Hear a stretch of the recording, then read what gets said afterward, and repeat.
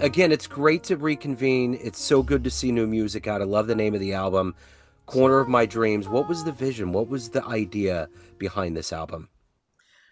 Well, a few of the songs were written before, but my mother, she passed away in 2021. And so, like, Corner of My Dreams, for instance, was actually written before that, but it had a whole new context afterwards, because my mom actually quite literally will visit me often in my dreams, which is such a sweet sorrow, Yeah. because it's like, oh my God, we're together. But then it always ends up with me realizing, oh my God, this is a dream, Yeah. And then I'm hugging her and I'm like, don't go, don't go. And then I wake up and like crying in real life. My Yeah. face is wet and there were tears. And it's like, it really blurs the reality. It's like, Yeah. what is reality? Yeah. Yeah. It's wild. I've had that with my dad before, and I've had dreams when I was a kid. My best friend passed when he was 17 and I was 16. He was always doing IV treatments. He had bad kidneys, and I would see him in my dreams, and it's just weird because it felt so real, and it was like we were back in that childhood home. And I'm like, what? Hold on a second. Like I was like subconsciously swimming to the surface. Like you're not. This isn't. You're not here. You know what I'm saying? Um, and Exactly. and it always kind of provided me a level of comfort. Does it ultimately provide you that comfort that you're getting communicated with on the other side? Oh, 100%. I mean, she's totally here. And on Tuesday, we just did a big album release at Zinc Bar with like the full ensemble, 12 pieces. We actually included my flute player too, who's not even on the album, but he Yeah, adds so much every time. yeah, And that day I was practicing in the studio and I swear that something like moved. yeah. That was actually more vivid than ever any other day ever. And my mother-in-law came to the show and she does channeling and she said your mom was talking to me the whole time. Wow. See, that's the So, next question I was going to ask, is like a spiritual guide or channel, like what that ultimately means, because sometimes people want more of a direct connection, but since you're connecting, you don't need like an in between. You're right there. well, actually, Hillary, my mother-in-law, she's a lot more connected than I am. Yeah. She's had a lot more experience with, meditation and reaching. One of her friends is a psychic too, so she like, and a lot of people don't believe in this. That's okay. That's fine. Right. But, No, but yeah, I know I'm hoping eventually I'll get to that level where we're a bit more connected. I still feel a disconnect. I'm still practicing meditation daily to yeah. be able to get to that zone of realizing that really there's three levels of reality happening at once. Well, really Sure. infinite options of every moment happening. Yeah. We just happen to think that we're here in this one, Uh-huh. but there's also alternate realities happening while we're here. So being able to tap into that is would be cool. Absolutely. Well, and when I do interview quite a few psychics, and I they always say everyone has the ability to do it. It's not something that, I mean, I think there's some people that are born with levels of clairvoyance that are a little different than others, and it gets developed over time. But I think anybody, depending on how you kind of let your mind float into the void, or how you put your mind out there, you can channel and you can grab different frequencies, like a radio station, your brain can just be that place that can find that place in New Zealand that no one can listen to because your antenna is high enough or it's relaxed enough, Exactly correct. you know? And So, what's funny is my mother-in-law lived in New Zealand for a little oh, while. So it's wow. funny that you chose Out New of all Zealand the places, of I all the was places. I was just thinking the farthest thing from me right now I can imagine would be New Zealand. So, um, so was it strange for you to you made this music in 21 and to come back to it? I always wonder how that works with your mind as an artist. Like you've grown a lot in the 4 years, and to come back to that, what does that feel like as an artist? Well, I haven't gone back anywhere. So I had written Corner of My Dreams in 2019, actually. Gotcha. And then in 2020, I was thinking, man, this song really needs a string quartet. So, and that was long before anything happened. My mom was totally fine at that time. Um, and I just started writing the string quartet arrangement. And then my mother, she had a bout with mental illness in 2014, And then she was able to get better. My dad helped her a lot during that year. And then she was able to get off all the medications through healthy diet and healthy living. She was totally fine again, like totally normal. And she was totally normal my entire life. Like there Yeah. was no, it wasn't like, oh, she had any sort of mental disorder before that. Yeah. Or, Yeah.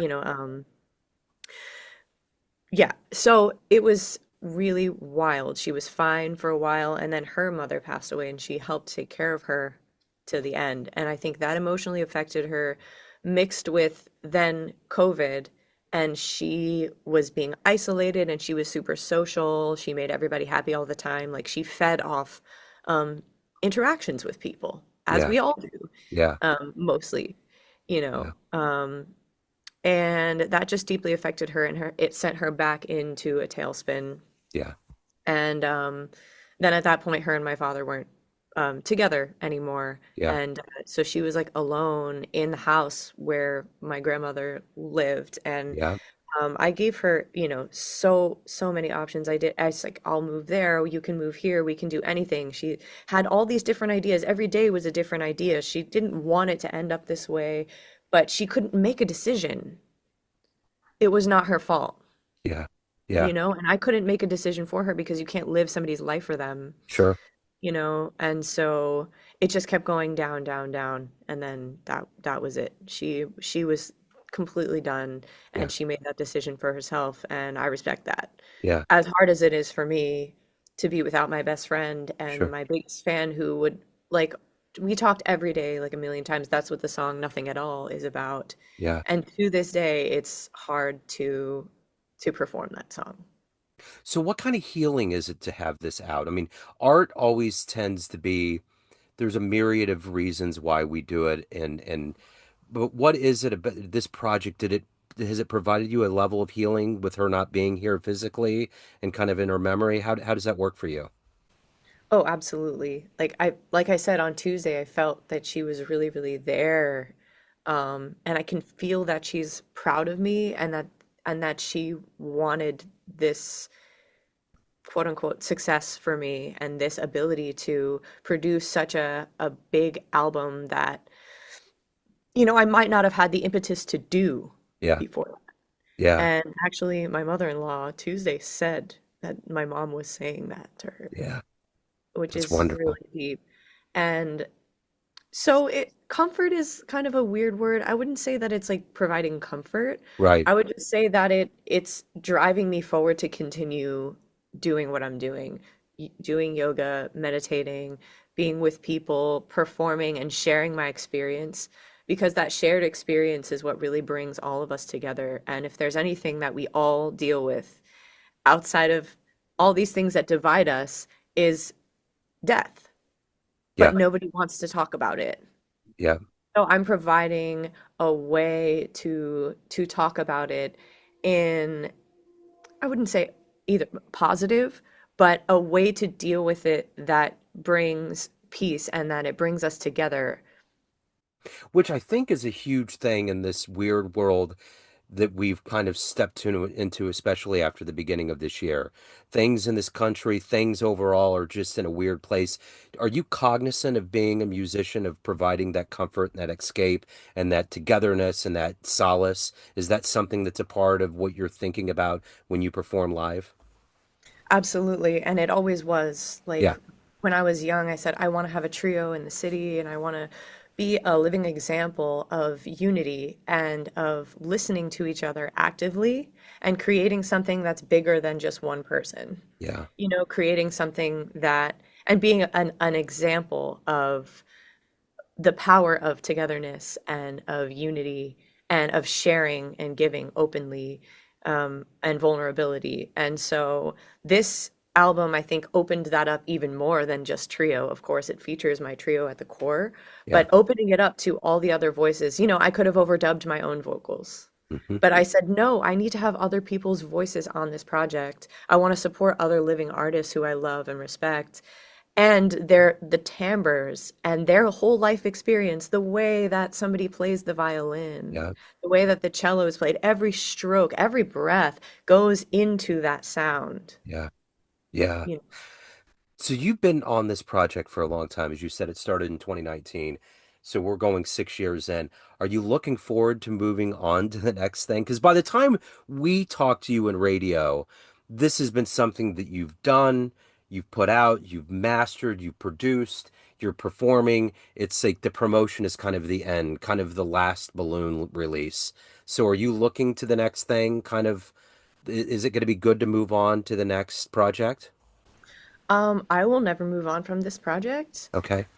I will always be creating new things additionally, Yeah. but this last show that we did was the only show post-release that I've been able to book for the 12-piece band. And my ideal is to be performing this everywhere. It's very theatrical as well. It's not just a listening experience, it's an entire ethereal experience, immersive Yeah. and fantastical. And I just partnered with a fantastic um, fashion designer slash creative director, and she's created a whole series of outfits for me to wear that are based on the music. For instance, this scarf is a Yeah. custom scarf that she made. She made a 3D pop-up book of the songs, and we just started collaborating. So Yeah. to me, it's a baby, and it Yeah. was literally just born. Uh-huh. And so now is when the fun begins. Like now Yeah. it's out. Now people can listen to it. Sure. And now I can give this gift. And I'm hoping that we'll be able to secure more performance dates. Every time we've played it twice with almost the exact iteration, which was a miracle. We only had a different bass singer this time from the pre-release show we did in May. And everybody afterwards is so Yeah. enlivened Yeah. and they really want to do it again. Everybody's like, when can we do this again? When can we do this again? And I was like, well, when I can get funding for it, we're gonna Yeah. do it. That's So, and I amazing. would like to do a live on the corner of my dreams.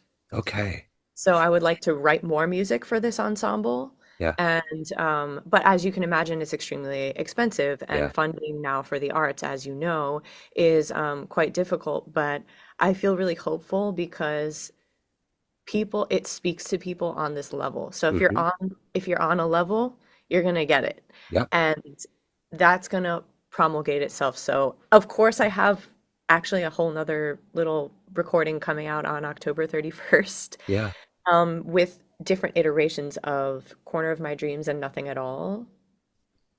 With Adam Levy on guitar, Kenny Yeah. Wollesen on drums, my husband Luca on the bass. I'm singing. We Yeah. actually shot it live here, and I'm doing all the audio myself. Yeah. And then there's three songs that my husband has picked up the guitar again, Yeah. and it's guitar voice songs, sort of coming right off of the tail of Corner of My Dreams. Hmm.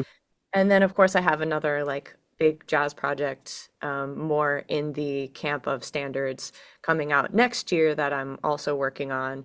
But when we do our shows, like at Zinc Bar, we did an amalgam of all of it. Yeah. I did a solo tune, we did a trio tune, we did, of course, the When It's Time to Go from the record. Yeah. We did some quartet songs from my last album, Seams. Yeah. And then, of course, we did all the music with the full ensemble. Yeah. So it's all, there's swing, there's straight ahead, Sure. there's modern, and we even did some of the guitar songs. So when I do a performance, it does ideally include all of those elements. Yeah.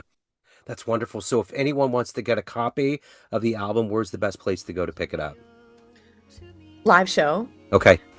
It's also available on my website, and I have the special boxes to pack them, and you'll get a special little sticker and a thank you note signed from me. Right I'm on. also gonna be having some merch available as well from Okay. Marissa Wilson. Okay, that's excellent. That's excellent. So I will put all those in the show notes. It's so great to catch up with you. Best of luck. Hopefully you just keep touring and things keep expanding. I love that answer, the fact that it will never go away, and it's just this entity that will continue to grow. So that's wonderful. Absolutely wonderful. So again, thank you so much. I appreciate it. Thanks It's for great your to time. Jazz fans, Joe Domino of Neon Jazz here. Proud to let you know about the triumphant return of the Kansas City Blues and Jazz Festival to Legends Field at the home of the KC Monarchs with a stellar lineup. Grammy-winning Stanley Clarke, Carl Denson's Tiny Universe, jazz master Bill Frisell, and KC luminaries Jackie Myers and Brody Buster. Tickets and more for this electrifying two-day event is found at monarchsbaseball.com, then click on special events. This October 3rd and 4th, join us as we bring magic and music back to Kansas City.